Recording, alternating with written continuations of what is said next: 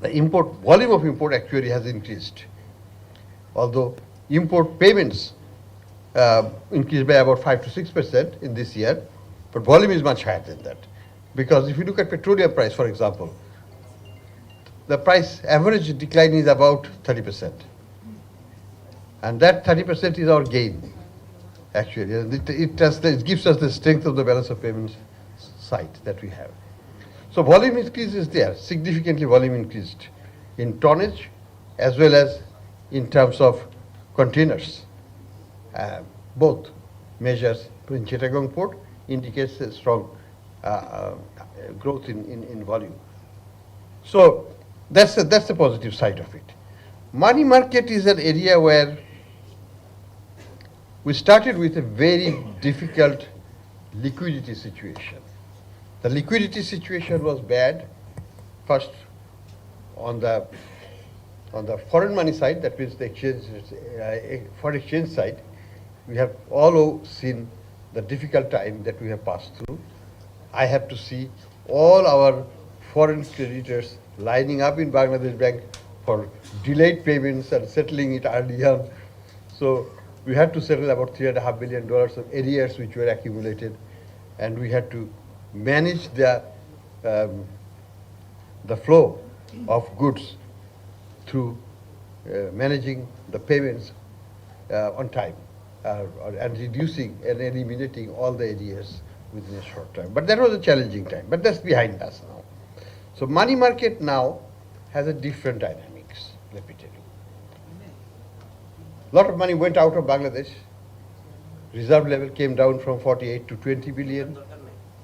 And what is the result of that? That's a contraction from our monetary point of view.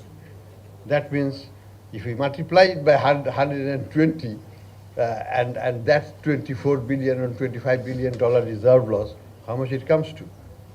Huge amount of money, trillions of taka has left Bangladesh.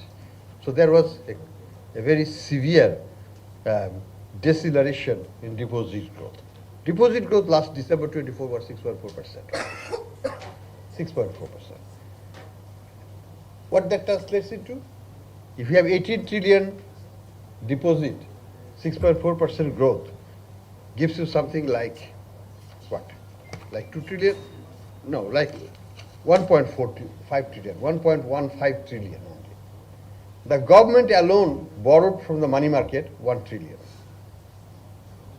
So the scarcity of liquidity and the dearth of financing for the private sector is obvious. There is no,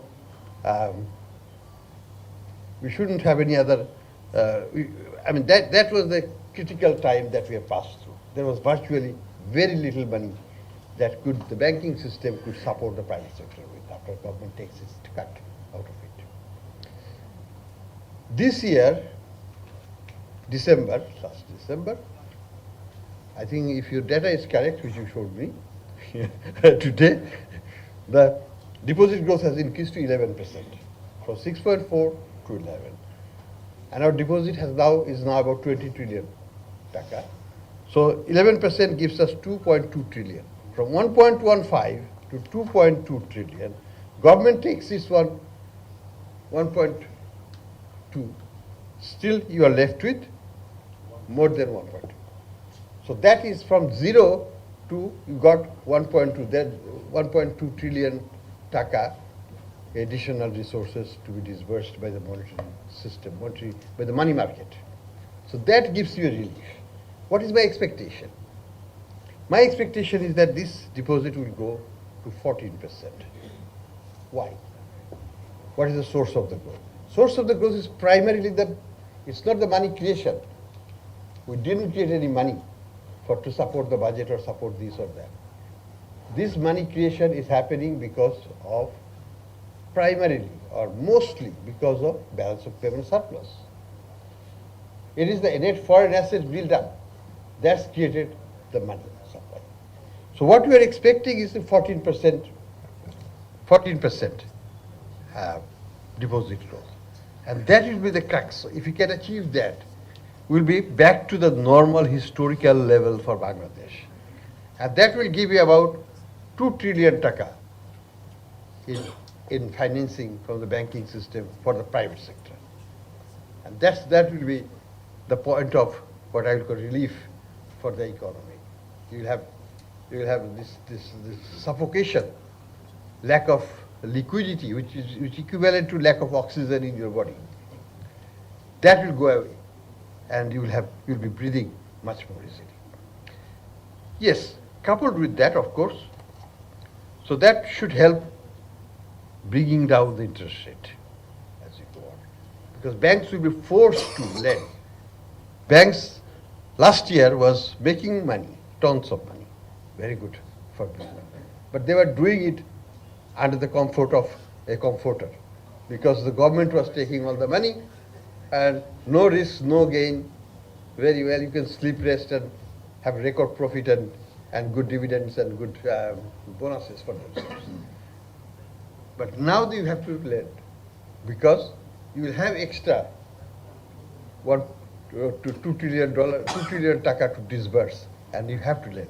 And that's where the banks have to work hard to find the borrowers and the right borrowers to give the money.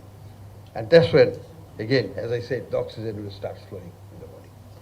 So what I would like to say is that one of the most important concerns, the major concerns that you have in this room is the interest rate. The other concern was the exchange rate. That has been settled by and large. It's stable and so on. Hopefully it will stay significantly stable. I'm not saying we don't believe in fixing the exchange rate. It is free, it's floating, it's based on at what I've said already, that we will make taka attractive so that people will give up their dollar to buy taka, get taka. What is happening? Why we are getting dollar when you float our auction? Banks are selling it. Banks are voluntarily selling it because they need the taka. And we get our dollar. And that's why we purchased $3.7 billion. Pretty soon we will, this is much more than what IMF has given to us so far.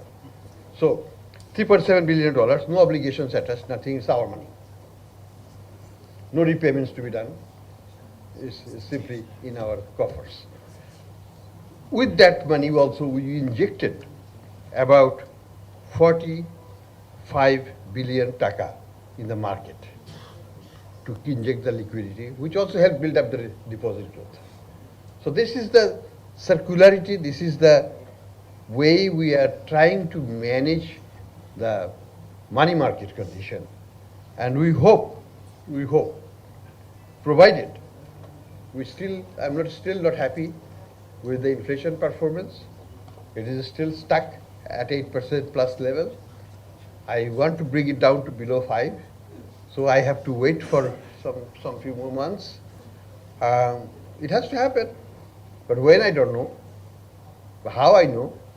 If you can keep the exchange stable, if the world market remains stable, and if our domestic supplies are not interrupted significantly, we should achieve it.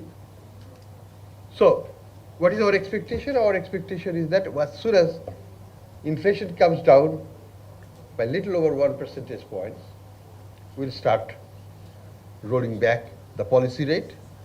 Already, I can tell you, as I verified with many of the borrowers, the lending rate to the prime borrowers have already declined to 11 to 12%. That's a fact. It declined by almost 2 percentage points to the prime borrowers. So there is the market is still is starting to unwind in this direction. And as the deposit growth will increase, government borrowing remaining at around, planned borrowing is about 1.2 trillion. The increased resources available for lending will push the interest rate lower also. And the government treasury bill rate will come down along with whole interest rate structure. And that's the lasting solution we would like to find for you. So anyway, our expectation is that Our PMI will show us the way. The economy is expanding, at least that's the news that I get from our colleagues from PMI group. And so let the economy expand. We will provide the policy support. We have provided significant policy support to the private sector. 3,300 applications for restructuring we received. We processed 1,500 of them already. We hope there's a message in that. We are helping the business community to overcome the multiple shocks. What are those? The shock of COVID, then the shock of exchange rate, then the shock of political regime change. These are all significant shocks because of a chronic capitalist system. A change in the political regime brings about a significant change in the economic management and production structure. We have, I would say, color-blindly provided support to everyone who can demonstrate that they have the viability for future. No party line, no distinction, nothing. Everyone. Whereas I was looking at it, Gaji Tires getting it, looking at it, Bosundhara was getting it, I was looking at it, Munnu Ceramic was getting it after 14 years. So these are indications that every group who could demonstrate that they have been impacted, but they have the future to come back, they have been supported. We will be with the business community. They have to be patient, not to put undue pressure on a strategy which is working. Let it work in its full length. We cannot be impatient and abundant and make a shortcut solution to bring down interest rate prematurely and lose other anchors to the system, which is exchange rate stability, which is balance of payment stability. We have a surplus in balance of payments. We have a surplus in financial account. And we are liberalizing the foreign exchange market as well. You have seen it. In many fronts, we have issued so many circulars to liberalize the foreign exchange market. That is also having an impact and will have more impact. We're going to do more liberalization down the line as we build up more reserves. It will be more reserves, more liberalization of the foreign exchange regime, more capital account regime. We are allowing every request for opening rep offices, these offices, sales centers abroad. Everyone is being granted now because we want that Bangladesh corporate flags must fly in all over the world. We cannot keep ourselves stuck in our small territories and grow. We have to be represented everywhere in the world. So that's our objective. So we will liberalize, we will open the domestic market, foreign exchange market. We will try to create as much policy environment for that we can afford for our investors, domestic and foreign. And let's hope that with the political change coming, this process will be accelerated and there will be the flow of funds will accelerate in future. So let's hope for the best and thank you all for organizing.